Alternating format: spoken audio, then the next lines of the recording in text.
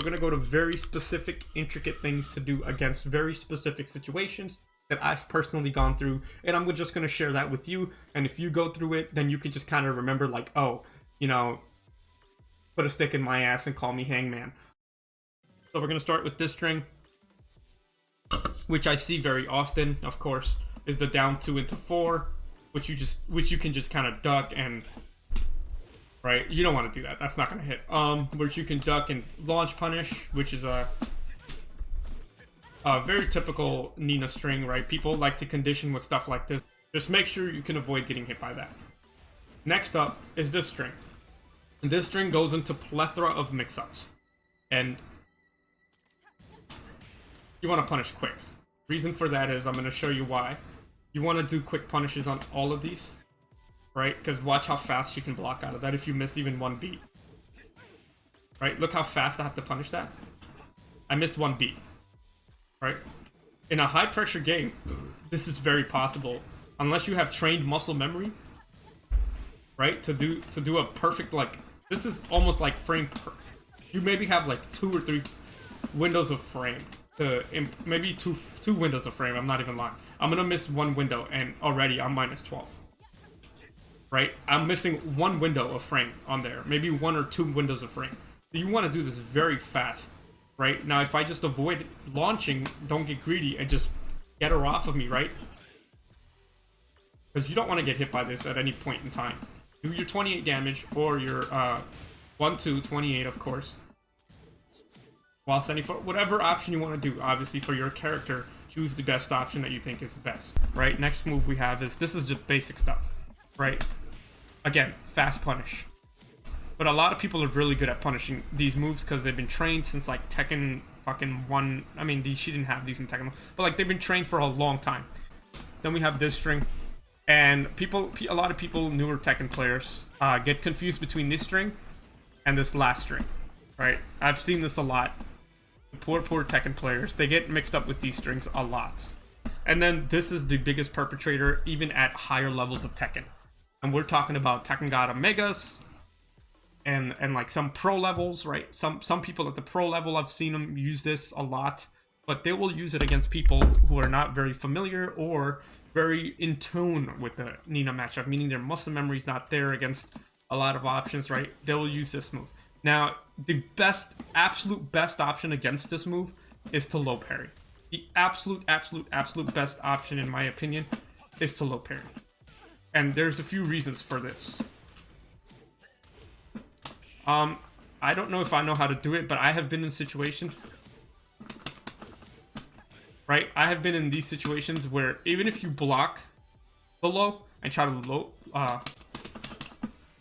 low punish it, sometimes it will miss. So, for example, right there, right? For a character like Dragunov, that's not even a punish. That's not a punish. That's not a punish. I just didn't block in time. All of that is safe.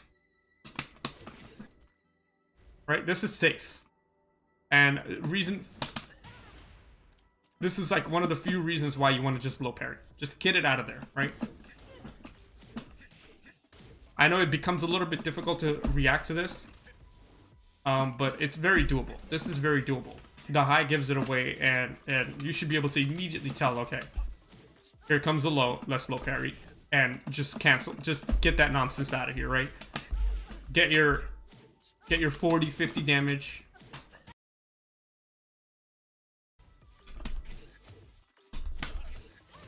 And then this string right here is spammed at almost every level, except for maybe pro. I see this string being spammed at, personally being the victim of this. Being spammed at every level. How do you deal with this string? I'm a new player, I'm a mediocre player, I'm a high level player, sometimes I can't deal with the string. Right? You can duck the second hit. Right? And if you duck this, you get hit with the second hit, you still have options, right? Sidestep here. If you get hit at that point, right? If you get hit up to that point, you can still sidestep. If you get hit up to this point, right, you don't have to duck. Because the mix-up here with this is this, right? So don't duck. But if you get hit up to that point, The guaranteed option with every character almost, unless you're a big ass character, but the guaranteed option against this character here is to just, you can even do like a mini sidestep. Like you don't even have to do a giant one. Like just a mini one. Sidestep block, right? In case she doesn't finish it, she tries to do some mental frame damage. But the universal option against this is to just wait. Patience, remember. Patience is your best friend against this character.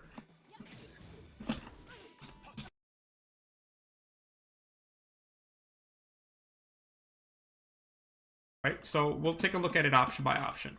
So you have, straighten up. So you have this sidestep 1, 2, 4, which requires a little bit of what you can say mid-level defense, right? There's no precision defense required just now, right? Right now there isn't. But one of the options I have against this is either a dick jab, duck dick jab, right?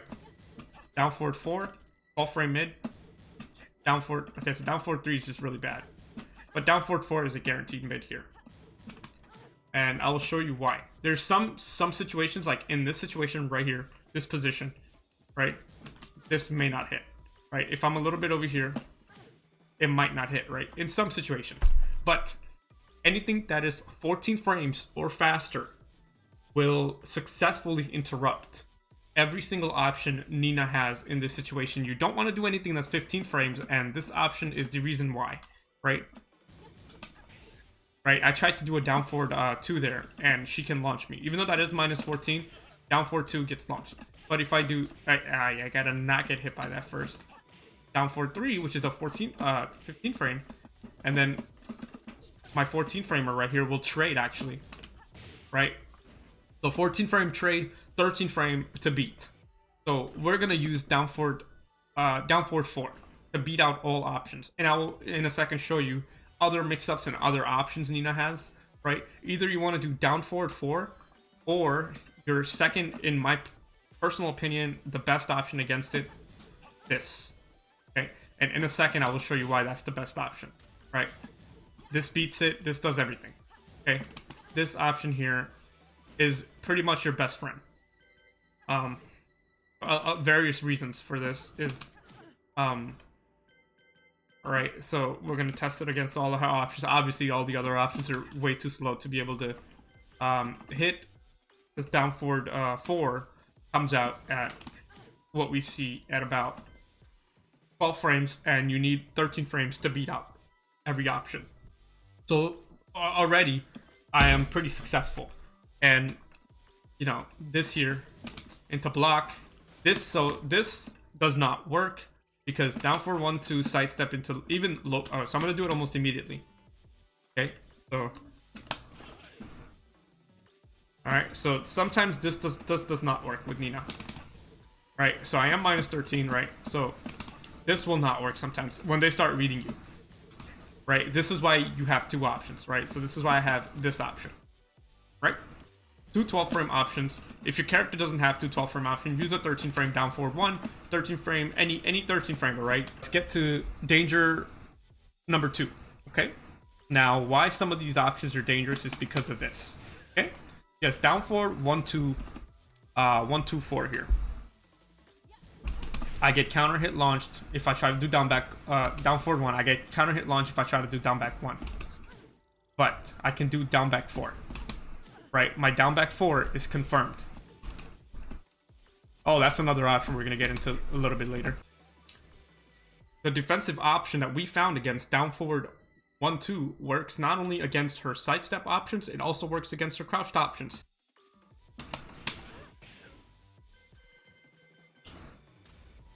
Well, I'm just gonna chalk this up to conditioning. Once you start beating your sidestep options, like if a Nina player really wants to go there, they will. They will start using this stuff at the wall or wherever they need to use it, right? Once you start conditioning them into the low kicks, right, that we talked about, once you start doing that, Nina players will start throwing out moves like these, right? They will start taking more risk, right? They got to start taking a lot more risk than they were.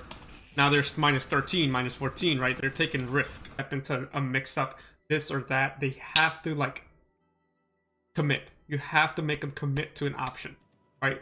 Down forward 1, 2, 3. Down forward 1, 2, 1 plus 2. Make them commit so you can punish them. Play that game. Know that, okay? You have to know that those options are coming. Knowing your options is very important. Alright, they do this, you get hit, right? You can still take the sidestep, right? You can't go, well, actually you can go that way. You want to sidestep right. There's a very important reason for why you want to sidestep right. Right, that evades that option, right?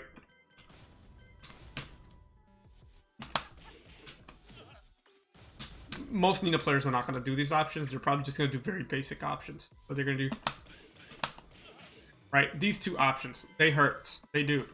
These two options do hurt. You get hit. You can. This all comes with conditioning, right?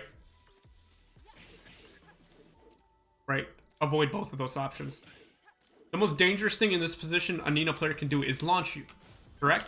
The most dangerous thing a Nina player can do in this position is launch you. But defensively, if you start breaking that down too, right? If the launchers are not even working anymore, then what is there? Then what actually works here, right? On hit, right? I can sidestep her more important offense on hit. Okay, not on block, on hit. I'm sidestepping her more important moves.